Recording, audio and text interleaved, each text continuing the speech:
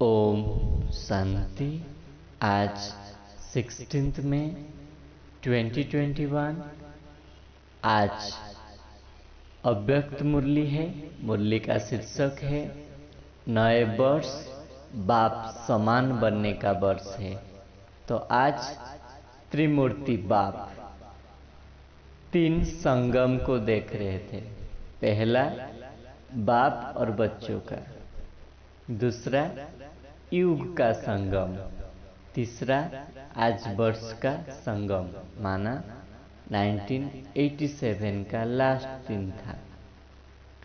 तो आज बाप सब संगम को देख रहे थे जो परिवर्तन की प्रेरणा देता है।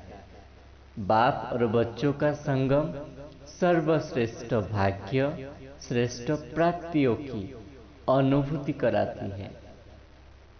वर्ष का संगम नवीनता का प्रेरणा देता है। युग का संगम विश्व की परिवर्तन का प्रेरणा देता है। तो आज बाबा हम सब बच्चों को पूछ रहे थे, डबल हीरो बने हो, एक बाप के अमूल्य रत्न हो, दूसरा हीरो पार्ट बजाने वाले हो, तो डबल हीरो बन गए ना। कोई कैसे भी व्यवहार करे, लेकिन आप सुखदाता के बच्चे हो। हर समय सबको खुशी दो। वो कांटा दे, आप बदल में रूहानी गुलाब दो। वो दुख दे, आप बच्चे सुख दो। जैसे से वैसे नहीं बन जाओ। अज्ञानी से अज्ञानी नहीं बन सकते हो। संस्कार के स्वभाव के वशीभूत आत्मा से आप वशीभूत नहीं बन सकते हो। बाप समान बनना है, क्योंकि बाप दादा के साथ घर जाएंगे ना, और ब्रह्मा बाबा के साथ राज्यों में आएंगे ना। पूज्य भी और पुजारी भी ब्रह्मा बाप के साथ बनेंगे। तो इस वर्ष की विशेषता है, नंबर 8 की भी है ना। 8 का कितना महत्व है। अगर अपना पूज्य रूप देखो तो अष्टभुजाधारी हो, अष्ट शक्तियां हो, अष्ट रत्न हो, 8 राजगद्दियां है ना। इससे भिन्न भिन्न रूप में गायन है। तो इस वर्ष बाप समान बनने का दृढ़ संकल्प बनाओ। जो भी कर्म करो बाप समान करो। सिर्फ ब्रह्मा बाप को कॉपी करना है। कॉपी करने की अकल है ना। बाबा पूछते हैं, कॉपी भी कर सकते हो ना।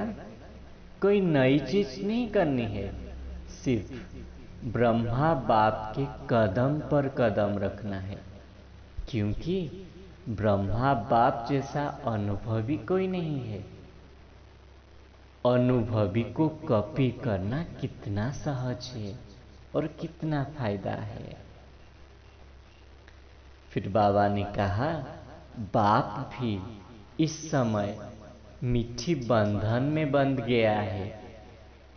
इस संगम युग का यह विशेषता है, स्नेह का बंधन, सेवा का बंधन, बच्चों के साथ पाठ बजाने का बंधन, संबंध निभाने की बंधन। तो बाप को भी बंधन में बांध लेते हो। बाप के बाराती नहीं बनना है, बाप के साथी बनकर बाप के साथ चलना है ना। तो बाप समान बनो। इस वर्ष को बाप समान बनाने की तैयारी करो। फिर बाबा ने कहा, बाप आज एक दृश्य देख रहे थे। ज्ञानी और अज्ञानी आत्माओं में कितना अंतर है। दुनिया में विकारी आत्माओं से कितना धुआं निकलता है। जैसे कोई फैक्ट्री में चिमनी होता है ना, जैसी धुआं वैसी चिमनी बनाते हैं।